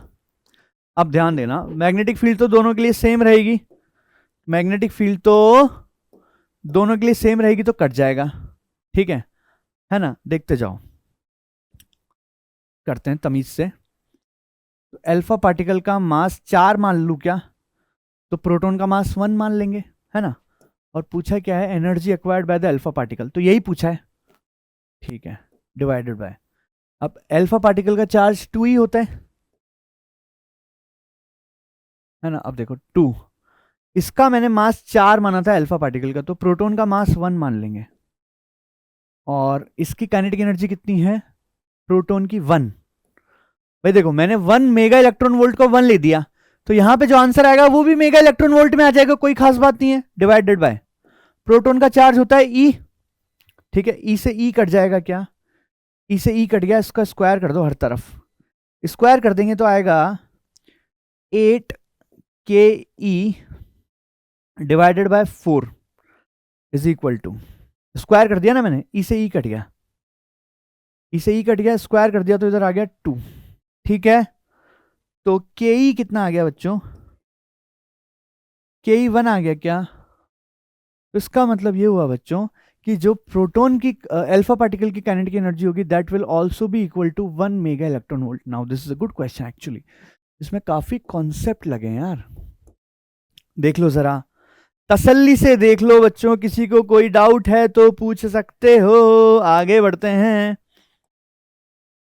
हाँ, uniform electric field and uniform magnetic field are acting along the same direction, तो दोनों को सेम डायरेक्शन में लगा देते हैं, एक काम करते हैं, है ना। तो basically we have electric field here and we have let's say magnetic field here, तो both are acting in the same direction, let's say, कोई दिक्कत नहीं है। If electron is projected in the region such that velocity is along, okay, तो एक electron को मैंने इधर धक्का दे दिया किसी वेलोसिटी के साथ, अब पूछा है क्या होगा, ध्यान से सुनना बच्चों। भाई जो मैग्नेटिक फोर्स होता है उसका फॉर्मूला होता है QV क्रॉस B, यानी कि QVB साइन थीटा। तो जो मैग्नेटिक फोर्स होगा वो 0 होगा, क्योंकि जब वेलोसिटी और मैग्नेटिक फील्ड पैरेलल हो जाएंगे तो साइन थीटा 0 हो जाएगा, क्योंकि थीटा 0 है। तो इसका मतलब मैग्नेटिक फील्ड कोई फोर्स नहीं लगा पाएगी। आगे देखो, इलेक्ट्रिक फील्ड का फोर्स क्या होता है, QE, तो Q कितना है इलेक्ट्रॉन का, नेगेटिव E, और इलेक्ट्रिक फील्ड इधर, तो इसका मतलब जो इस पे फोर्स लगेगा, भाई पॉजिटिव चार्ज पे along the electric field force लगता है और नेगेटिव चार्ज पे अपोजिट लगता है, इसका मतलब इस पे फोर्स इधर लगने वाला है। Now what will happen, because it has some velocity in this direction, force पीछे लग रहा है तो उसकी स्पीड डिक्रीज करेगी क्या, चलो ऑप्शन देखते हैं, गलत, गलत। Speed will decrease, C option. बढ़िया सवाल था। कुछ ना कुछ गलती हो जाती है इस टाइप के सवाल में, क्योंकि तुम राइट फ्रेम ऑफ माइंड से सोचना पड़ेगा। आगे बढ़ो। अगला सवाल, this is a tough question बच्चों, this is a tough tough tough tough tough tough question. लगाओ भाई, दिमाग लगाओ, है ना, पॉज करके दिमाग लगाओ, मैं सॉल्व करता हूं अब। Square loop ABCD carrying a current I, है ना, तूफानी सवाल है ये। तो ऐसे करंट घूम रहा है, ठीक है, यहां पे एक वायर लगा दिया, ठीक है। Net force on the loop पूछा है। ध्यान से सुनना बच्चों, कुछ बच्चों को लग सकता है कि यार कभी भी अगर कोई लूप कंप्लीट हो जाता है तो उसका उस पर नेट फोर्स जीरो होता है। भाई अपन ने पढ़ा है F is equal to I L B sine theta, और अगर वो लूप कंप्लीट हो जाता है, क्लोज लूप में फोर्स जीरो होता है, बट वो यूनिफॉर्म मैग्नेटिक फील्ड के केस में होता है। यहां पे मैग्नेटिक फील्ड यूनिफॉर्म नहीं है बच्चों, जैसे जैसे दूर जाओगे मैग्नेटिक फील्ड है अलग अलग, तो इसकी वजह से जो मैग्नेटिक फील्ड की डायरेक्शन है वो अंदर आएगी क्या। ध्यान से सुनना, जो फोर्स होता है उसका फॉर्मूला होता है बच्चों आई एल क्रॉस बी, क्या एल क्रॉस बी। तो इसमें करंट ऐसे जा रहा है, इसमें करंट ऐसे जा रहा है, इसमें करंट ऐसे जा रहा है, इसमें करंट ऐसे जा रहा है, ठीक है। अब ध्यान से सुनना, इस वायर के लिए मैग्नेटिक फील्ड अलग है, इस वायर के लिए मैग्नेटिक फील्ड अलग है, क्योंकि ये पास है, इसकी वजह से आ रही है ना मैग्नेटिक फील्ड, तो एक्स वाई वायर की वजह से आ रही है मैग्नेटिक फील्ड, तो यहां पे मैग्नेटिक फील्ड की वैल्यू ज्यादा होगी और यहां पे कम होगी। बट अब देखो, एल क्रॉस भी निकालो इसके लिए, इस वायर के लिए एल क्रॉस भी निकालो। एल इधर है, एल होता है in the direction of current, तो एल क्रॉस भी नीचे आ रहा है, इसके लिए एल क्रॉस भी निकालोगे इधर आएगा, इसके लिए इधर आएगा, इसके लिए इधर आएगा। तो बेसिकली क्या होगा कि एडी और बीसी का फोर्स एक दूसरे को कैंसिल कर देगा, बट ए बी और सी डी का फोर्स एक दूसरे को कैंसिल नहीं करेगा। This is a tough question, ठीक है। तो एक काम करते हैं, इसको F1 ले लूं, इसको F2 ले लूं, ठीक है। तो यहाँ पे जो मैग्नेटिक फील्ड लगेगा इसको B1 मान लूं, यहाँ पे जो मैग्नेटिक फील्ड लगेगा इसको B2 मान लूं, ठीक है। तो पहले ए बी वायर पे निकालते हैं, तो पहले मैग्नेटिक फील्ड निकालो। तो मैग्नेटिक फील्ड क्या होगी इसकी वजह से, mu not I by 2 pi R, R मतलब L बाई 2, सही है, यानी कि mu not I upon pi L, इतना मैग्नेटिक फील्ड होगा कहाँ पे, इस वायर पे। तो F का फॉर्मूला क्या हो जाएगा, F1 हो जाएगा आई एल बी, तो आई एल इंटू B1, तो इसकी वैल्यू हो जाएगी अपनी म्यू नॉट आई अपॉन पाई, ठीक है। तो मैंने क्या कर दिया, इस B1 की वैल्यू यहाँ चिपका दी, तो उससे मेरा F1 आ गया इधर की तरफ। सिमिलरली अब मुझे CD वायर के लिए निकालना पड़ेगा। CD वायर पे मैग्नेटिक फील्ड कम होगा क्योंकि ये CD वायर दूर है यहाँ से, तो CD वायर पे जो मैग्नेटिक फील्ड होगा वो होगा mu not I upon 2 pi R, R कितना है 3L बाई 2, तो 3L बाई 2 यानी कि 2 से 2 गया, mu naught I upon 3L पाई। तो जो फोर्स आएगा वो आएगा आई एल इंटू B2, तो ये आ जाएगा बच्चों mu not I upon 3 pi. Now if you see F1 ज्यादा है तो F नेट कितना हो जाएगा, F1 minus F2, F1 minus F2 करो बच्चों, तो क्या आ जाएगा 2/3 mu not I upon pi. क्या, this is going to be your answer, this is a very good question actually. तो 2/3 mu not I upon pi, this is your final answer. Tough question था बच्चों, बढ़िया शानदार तगड़ा। तो यहां पे भी basically F is equal to I L cross B लगाए, तो एक बार आई एल क्रॉस बी पे जो है स्टार लगाना बनता है, तो मतलब इससे भी 3 सवाल आ चुके हैं I L B sine theta से बेसिकली। बट ये टफ सवाल था बच्चों ना। अगले सवाल की तरफ बढ़ते हैं। टुंग टुंग टुंग टुंग टुंग, ओहो एक और अगला सवाल, ये सवाल भी टफ है भाई। This is a good question, this is a very good question. लगाओ दिमाग, करके बता दो, मजा आ जाएगा तुम्हें अगर तुमने ये सवाल कर दिया तो। चलो अब मैं सॉल्व कर रहा हूं। When a proton is released from rest in a room, it starts with initial acceleration towards west. When it is projected towards north it moves with an acceleration 3a0 towards waste. Electric and magnetic field पूछा है ना। अब देखो इस सवाल को देख के थोड़ा डर जाएगा बच्चा, करते हैं कोशिश, देखते हैं हो पाता है क्या अपन से। तो देखो बच्चों, ये है वेस्ट, ये है नॉर्थ, ये है ईस्ट, ये है साउथ, और अप बाहर को मानेंगे और डाउन अंदर को मानेंगे, इनसाइड द बोर्ड को। ठीक है, चलो तो देखो ध्यान से सुनना, यहां पे इलेक्ट्रिक फील्ड और मैग्नेटिक फील्ड है। क्या क्या है? इलेक्ट्रिक फील्ड और मैग्नेटिक फील्ड, और उसकी वैल्यू निकालनी है। तो देखो पहला केस देखो, case 1, when a proton is release from rest, rest है मतलब V 0 है भाई। V अगर 0 होता है ना तो मैग्नेटिक फील्ड तो फोर्स ही लगाती, क्योंकि मैग्नेटिक फील्ड का जो फोर्स होता है वो QV sin थीटा होता है। तो अगर मैग्नेटिक फील्ड फोर्स ही लगा रही है तो कौन फोर्स लगा रहा है? केवल इलेक्ट्रिक फील्ड। तो इसका एक्सेलरेशन कितना है बच्चों? A0 towards waste. तो इसका एक्सेलरेशन है A0, इधर की तरफ क्या? -i cap. सही है। तो इसका मतलब यहां पे तुम्हें ये बात समझ में आई कि अगर ये रेस्ट पर है तो QV sin थीटा फोर्स होता है मैग्नेटिक फील्ड का। तो अगर रेस्ट पे है तो मैग्नेटिक फील्ड तो फोर्स लगाएगी नहीं। तो जो फोर्स लगाएगा वो कौन लगाएगा? वो लगाएगा इलेक्ट्रिक फील्ड। तो इलेक्ट्रिक फील्ड फोर्स लगा रहा है, और इलेक्ट्रिक फील्ड का फोर्स होता है बच्चों QE। सही है क्या? कौन लगा रहा है बच्चों? फोर्स लगा रहा है केवल इलेक्ट्रिक फील्ड। तो इलेक्ट्रिक फील्ड का फोर्स होता है QE। तो फोर्स हो जाएगा MA, तो MA0 - i कैप। तो यहां से जो इलेक्ट्रिक फील्ड आया है, इलेक्ट्रिक फील्ड कितना आएगा?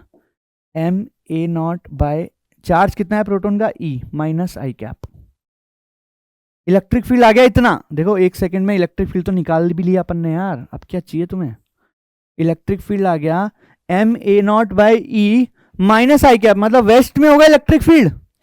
तो देखो ये ऑप्शन कैंसिल हो गया क्योंकि ईस्ट में है, इसमें है ना। ये ऑप्शन कैंसिल हो गया, इसमें भी ईस्ट में है। तो या तो B आएगा या C आएगा। मुझे मैग्नेटिक फील्ड भी तो निकालना पड़ेगा। अब देखो नेक्स्ट केस, देखो नेक्स्ट केस, ये भी तगड़ा सवाल है भाई। When it is projected towards north, ऊपर फेंका इस बार, विद अ स्पीड इतना, it moves with an acceleration इतना। ठीक है भाई साहब। तो फोर्स कितना लगा टोटल उस पर?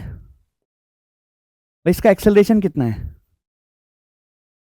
3a0 - i कैप, वेस्ट में। तो जो F नेट हुआ वो कितना हो गया? MA। तो 3ma0 - i कैप। अब यहां पे ध्यान देने वाली बात यह है कि जो फोर्स होगा इस बार पार्टिकल के पास स्पीड है, क्योंकि पार्टिकल के पास स्पीड है तो मैग्नेटिक फील्ड भी फोर्स लगाएगी और इलेक्ट्रिक फील्ड भी फोर्स लगाएगी। तो ये हो जाएगा FE electric field plus F magnetic field. सही है क्या?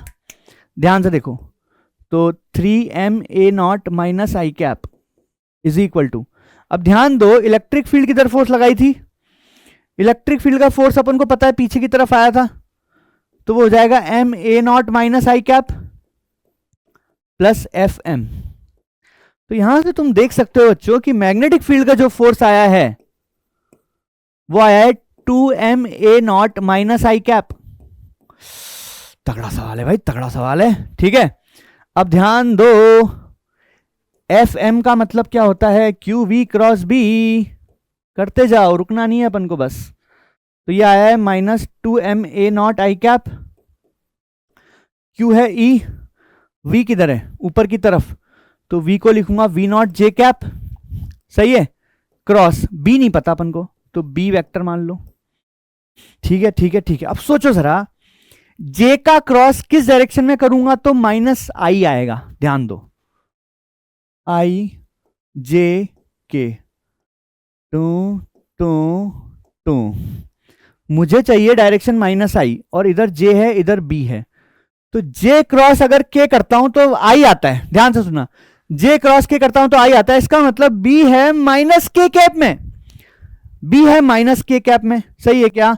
तो मैं ऐसा बोल सकता हूं कि जो मैग्नेटिक फील्ड आएगा वो आएगा कितना? वैल्यू लिख लो डायरेक्ट, -k कैप में आया ना। ठीक है, तो 2ma0/E into V0 -k cap. अब मैंने तुम्हें बताया था कि बाहर की डायरेक्शन को अप मानेंगे और अंदर की डायरेक्शन को डाउन मानेंगे। तो 2ma0/EV0 डाउन, डाउन किसमें? C ऑप्शन आएगा क्या? थोड़ा सा टफ सवाल है बच्चों ना, बट आई होप तुमको समझ में आ गया होगा क्या किया है ना। ऐसे सवाल तुम ये मान के चलो नीट में आजकल नहीं आते, ठीक है। और आ भी गए तो तुम सोचो बाद में देखेंगे, पहले अपन सिंपल सिंपल सवाल करेंगे, ठीक है। आगे बढ़ते हैं। नेक्स्ट क्वेश्चन देखो बच्चों, टॉर्क का सवाल है। रेक्टेंगुलर कॉइल ऑफ लेंथ इतना एंड विड्थ इतना, हैविंग टर्न्स इतना, is suspended vertically in uniform magnetic field, the coil carries a current इतना, plane of the in coil, ठीक है। देखो प्लेन बनाते हैं कॉइल का,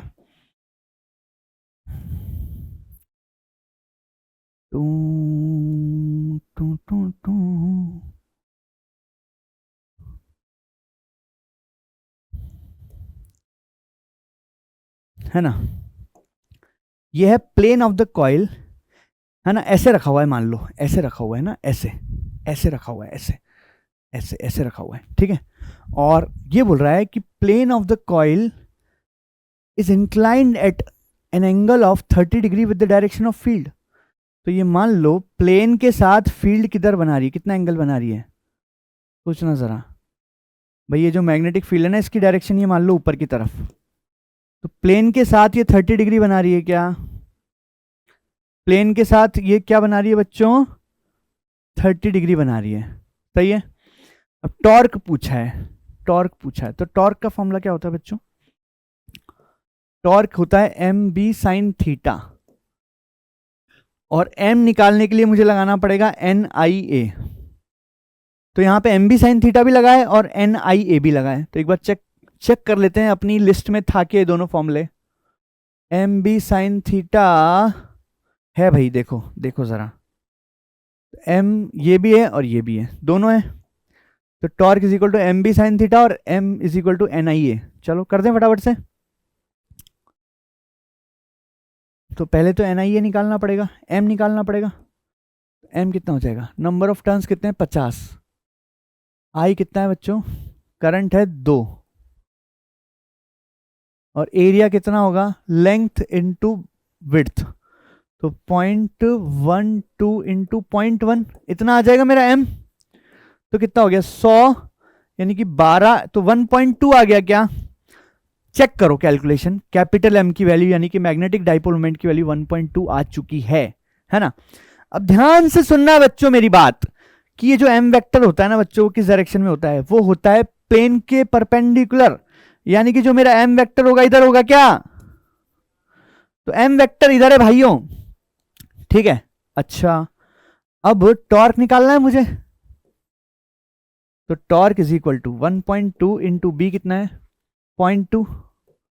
अब देखो साइन थीटा में क्या लेंगे, थीटा होता है बच्चों angle between M vector and B vector. तो what is the M vector and B vector, it is 60 degree क्या, तो साइन 60 आ जाएगा यहां पे, यानी कि 1.2 इंटू 0.2 इंटू √3/2। खतरनाक, थोड़ी सी कैलकुलेशन है, 1.12 इंटू √3 हो गया ये, यानी कि चलो देख लो यार एक बार फटाफट से क्या आ रहा है, इसको सॉल्व करेंगे तो 0.12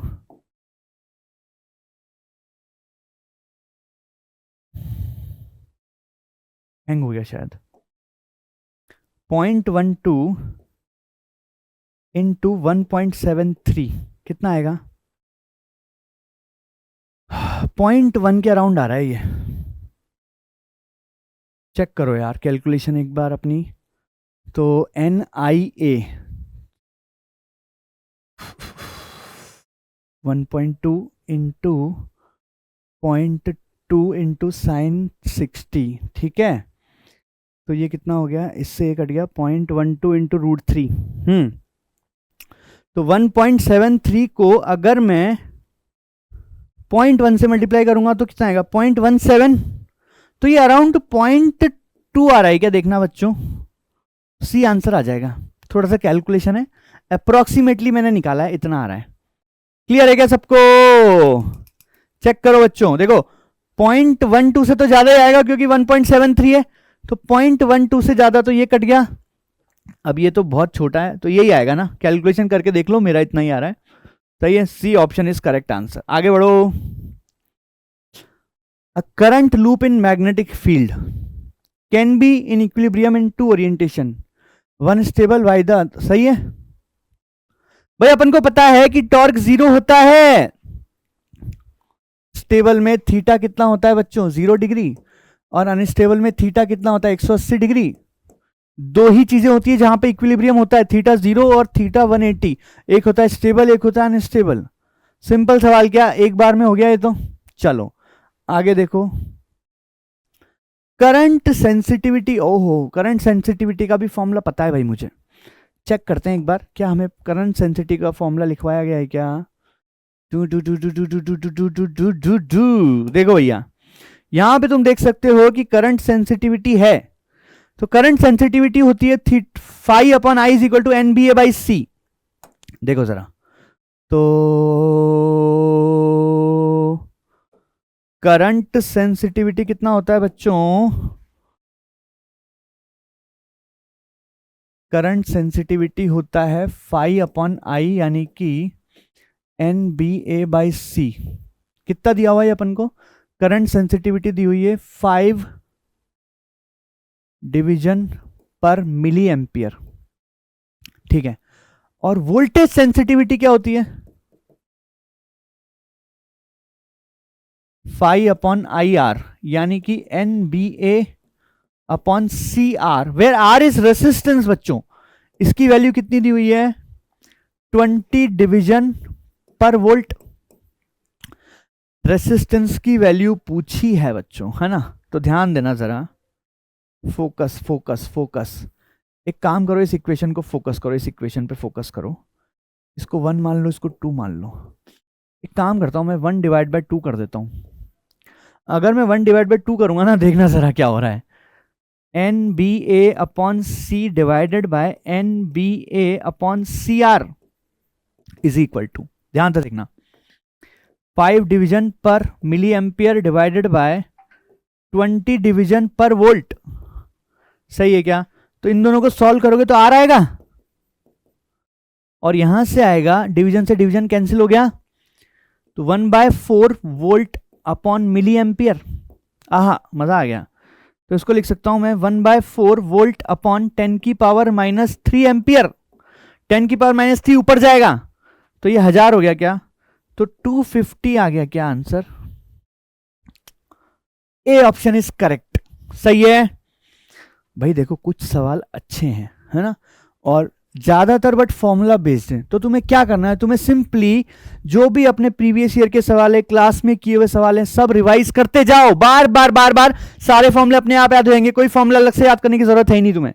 जस्ट सॉल्व द क्वेश्चन। अगर तुम्हें फॉर्मूले याद होने में दिक्कत होती है, कॉपी उठाओ, सवाल करो, सवाल फॉर्मूला देख देख के करो, अपने आप याद हो जाएंगे, कोई टेंशन नहीं है। ठीक है, अगला सवाल अमीटर का सवाल है भाई। पॉज करो सॉल्व करो, पॉज करो सॉल्व करो। अमीटर याद करो क्या होता है। अमीटर में एक होता है बच्चों गैल्वेनोमीटर, और एक नीचे होता है शंट, ऐसा कुछ होता है। देखो जरा, तो क्या बोल रहा है, in an ammeter 0.2% of main current. तो इसका 0.2% पासेस थ्रू गैल्वेनोमीटर। तो इधर कितना जा रहा है, इसका 0.2%, मतलब आई का 0.2%, यानी कि आई इंटू 0.2/100 जा रहा है। सही है क्या? If the resistance of galvanometer is G resistance of ammeter पूछा है, तो पहले मुझे शंट का रेसिस्टेंस निकालना पड़ेगा। पहले मुझे एक शंट का रेसिस्टेंस निकालना पड़ेगा। तो ध्यान से सुनना मेरी बात को। मान लो ये आई है, ये R1 है, ये R2 है, ये I1 है। तो क्या तुम्हें पता है ये I1 होता है IR2/R1 प्लस R2। तो सेम लॉजिक यहां लगा दूं क्या मैं?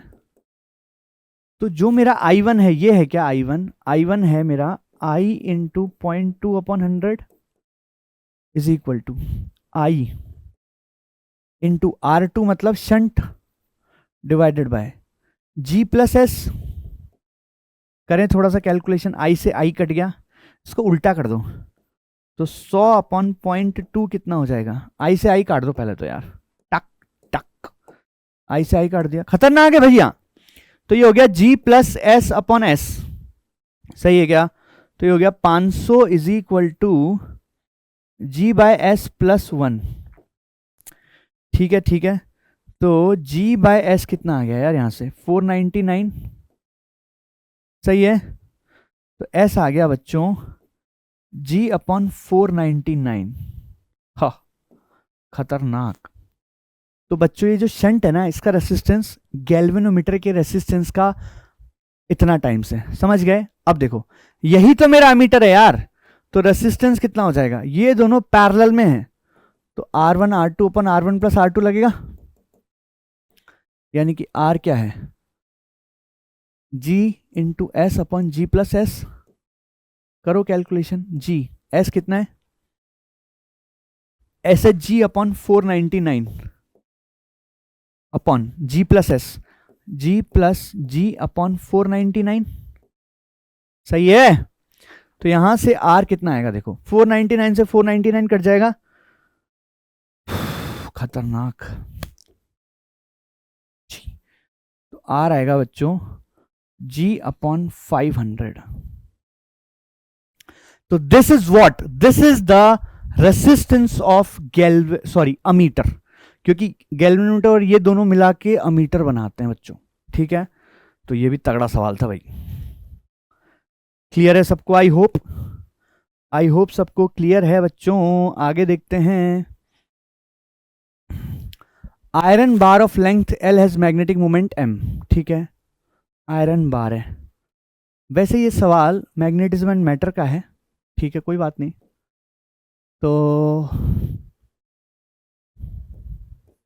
तो मैग्नेटिक डाइपोल मोमेंट का फॉर्मूला होता है स्मॉल m इंटू एल, ठीक है। It is bent at the middle, तो इसको बेंट कर दिया मैंने, of its length such that two arms make 60 degree with each other. ध्यान से देखना बच्चों, क्या किया मैंने, इसको ऐसे मोड़ दिया मैंने, है ना, देखना जरा, इसको ऐसे मोड़ दिया क्या,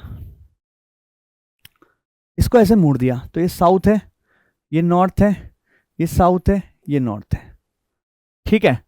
अब ये डिस्टेंस हो जाएगी L/2, ये डिस्टेंस हो जाएगी L/2, इन दोनों के बीच में एंगल है 60, सही है क्या? ध्यान से देखो बच्चों, ओके। अब क्या करें बच्चों, यहां पे तुम देखना जरा, इन दोनों को मैंने 60 पे मोड़ दिया, तो पहले तो यहां पे जो मैग्नेटिक डाइपोल मोमेंट होगा वो इधर होगा, और इसका डाइपोल मोमेंट ऐसे होगा। तो what is the angle between these two? भाई इसको M1 ले लो, इसको M2 ले लो, तो M1 की वैल्यू और M2 की वैल्यू दोनों की इक्वल सेम होगी, तो वैल्यू कितनी होगी M इंटू L/2, यानी कि उसका आधा। तो क्या इस डाइपोल मोमेंट की और इस डाइपोल मोमेंट की वैल्यू M/2 होगी, क्योंकि लेंथ ही तो आधी हुई है यार, तो इसकी वैल्यू और इसकी वैल्यू M/2 हो गई। बट क्या ये जो डाइपोल मोमेंट है ये एक वेक्टर क्वांटिटी है बच्चों, तो यहां पे तुम देखो जरा कि जो M2 है इधर है और M1 इधर है, तो what is the angle between them, 120 degree है बच्चों इन दोनों के बीच का एंगल। तुम देखो जरा, इसको मैं ऊपर लेके जाऊंगा ऐसे और M2 नीचे, तो इन दोनों के बीच का एंगल हो गया 120 डिग्री। तो अगर इन दोनों के बीच में एंगल 120 है तो M नेट कितना होगा, M नेट होगा बच्चों M1 square plus M2 square plus 2M1 M2 cos theta का अंडर रूट। तो दोनों M/2 है, तो ये भी M/2 है, ये भी M/2 है, प्लस 2M/2 M/2 cos 120। खतरनाक, बहुत कैलकुलेशन करवा रहे हैं नीट वाले। चलो ठीक है, यहां तक देख लो, आगे सॉल्व करो फटाफट से। तो ये हो गया M square by 4 plus M square by 4 plus, अब देखो यार cos 120 होता है -½ तो ये इससे कट जाएगा -M स्क्वायर बाई 4, तो इसका आंसर आ गया बच्चों M/2, क्योंकि ये इससे कट गया तो M/2 आ गया इसका आंसर। तो ऑप्शन डी हो जाएगा बच्चों। क्लियर है सबको? समझ गए? इसको बेंड कर दिया मैंने, जैसे ही बेंड किया ये आधा हो गया, ये आधा हो गया, तो लेंथ आधी हो गई, तो ये भी m/2 हो गया, ये भी m/2 हो गया, फिर इनका रिजल्टेंट निकाला मैंने। समझ गए सब लोग? क्या निकाला बच्चों? रिजल्टेंट निकाला। ठीक है, तो इसका आंसर आ जाएगा बच्चों m/2। अगला सवाल देखो। Very tired. A uniform conducting wire of length 12A, एक वायर है बच्चों, इसकी लेंथ है 12A and resistance R is wound up as a current carrying coil in the shape of equilateral triangle. ध्यान तो देखो, अगर मैं इक्विलेटरल ट्राइंगल बनाऊंगा तो ऐसा बनेगा, टोटल लेंथ है 12A, तो इसकी भी 4A हो जाएगी, इसकी भी 4A हो जाएगी, इसकी भी 4A हो जाएगी, है ना? तो मैग्नेटिक डाइपोल मोमेंट पूछा है। मैग्नेटिक डाइपोल मोमेंट क्या होता है बच्चों? m is equal to NIA, n को तो 1 ले लो, तो m हो जाएगा यहाँ पे इसके लिए ना, किसके लिए? 1 के लिए। कितना हो जाएगा? n को 1 ले लो, I, इसका एरिया कितना होता है यार? एरिया ऑफ इक्विलेटर ट्राइंगल होता है √3/4 इंटू साइड का स्क्वायर, तो √3/4 इंटू साइड का स्क्वायर यानी कि 4A का स्क्वायर। तो m1 कितना हो गया बच्चों? 16, तो √3 इंटू 4A स्क्वायर, आई क्या? चेक करो चेक करो चेक करो कैलकुलेशन, यहां 16 आएगा तो 4 हो जाएगा, 4 इंटू √3A स्क्वायर आई। तो ये हो गया इसका, किसका? ये हो गया ट्राइंगल का। तो मेरे ख्याल से तो यही ऑप्शन बचा, magnetic dipole moment of the coil, है ना? एक बार कैलकुलेशन चेक करते हैं यार। 12A है, carrying coil in the shape of equilateral triangle of side a, sorry side a है भाई, साइड ए है। इसका मतलब अगर साइड ए है ना, तो ये तो अभी तक 3A हुआ, तो इसमें नंबर ऑफ टर्न्स कितने हो जाएंगे भाई? टोटल लेंथ 12 है, तो ये 3A हुआ, तो एक और बार लपेटेंगे, एक और बार लपेटेंगे, एक बार लपेटेंगे, 4 बार लपेटेंगे क्या? तो नंबर ऑफ टर्न्स 4 हो जाएंगे बच्चों। तो इसका डाइपोल मोमेंट हो जाएगा NIA, तो n है 4, I इंटू एरिया क्या हो जाएगा? √3/4 इंटू A स्क्वायर क्या? तो इसका आंसर हो जाएगा बच्चों √3I into A square, √3I into A square. ये ऑप्शन मैच कर रहा है अभी तक तो। अब ले लो square, square of side A है, तो A 4A हो गया, टोटल है 3, 12, तो 3 बार लपेटेंगे तो नंबर ऑफ टर्न्स हो जाएगा 3, तो m कितना हो जाएगा? NIA, तो n है 3I, एरिया कितना हो जाएगा? A स्क्वायर, तो 3I स्क्वायर। तो ऑप्शन डी आ गया बच्चों ना। तो ये भी अच्छा सवाल है, इसमें दिमाग लगाना पड़ रहा है भाई, है ना? सोचो जरा, खुद से हो पाने के तुमसे ये सवाल सोचो जरा।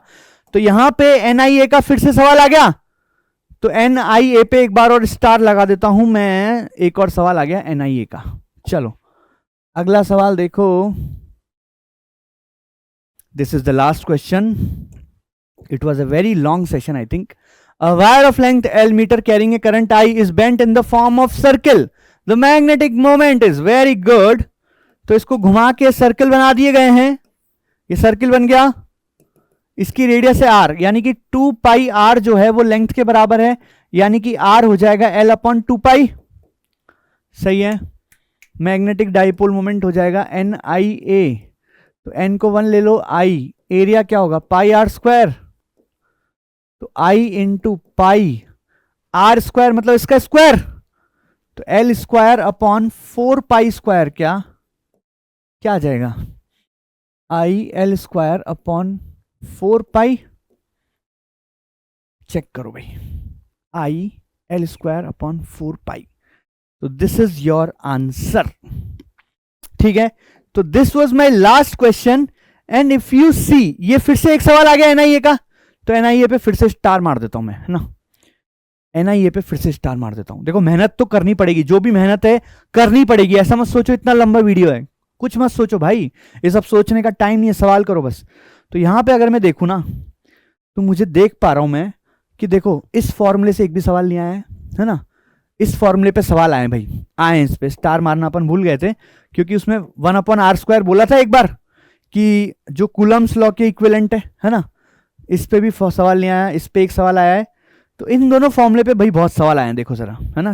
3 स्टार इधर है, 2 स्टार इधर है, इस पे एक सवाल आया है, इस पे कोई सवाल नहीं आया, इनफाइनाइट वायर के तो बहुत सवाल आए भाई, है ना, सेमी इनफाइनाइट के भी सवाल आए, इस पे कोई सवाल दिखा नहीं मेरे को, बट फिर भी यूजफुल है। हॉलो सिलेंडर पे भी सवाल शायद दिखा नहीं, सॉलिड सिलेंडर पे 4 सवाल आए कम से कम, है ना, और भी ज्यादा आए होंगे, एक आदमी स्टार मारना भूल गए होंगे अपन, है ना। और सॉलिनॉइड पे 2 सवाल आए, टोरॉइड पे एक भी सवाल नहीं आया, फोर्स ऑन मूविंग चार्ज पे 2-3 सवाल आए भाई, है ना, मैंने एक ही स्टार मारा है शायद, इस पे भी सवाल आए भाई, 2 सवाल यहाँ आए, टाइम पीरियड पे 1 सवाल आया है, एंगल ऑफ डिविएशन पे कोई सवाल नहीं आया, इस पे 3 सवाल आए, फोर्स पर यूनिट लेंथ पे 2 सवाल आए, यहाँ पे भी 2-3 सवाल आए, ठीक है। तो basically this is my, you can say कि ये सारी चीजें तुम्हें पता है तो सवाल हो गया भाई, फॉर्मूला पता है, सवाल हो रहा है, और क्या चाहिए यार, समझ रहे हो क्या बच्चों। तो इसके लिए तुम्हें थोड़ी प्रैक्टिस करनी पड़ेगी, अदरवाइज सारे फॉर्मूले भूल जाओगे, कैसे एंगल होता है, क्या डायरेक्शन होती है, सब भूल जाओगे, केवल फॉर्मूले से काम नहीं चलेगा, यू हैव टू प्रैक्टिस, ठीक है बच्चों। तो इसी के साथ आज का ये सेशन समाप्त होता है, आगे मिलेंगे, tata bye bye, see you.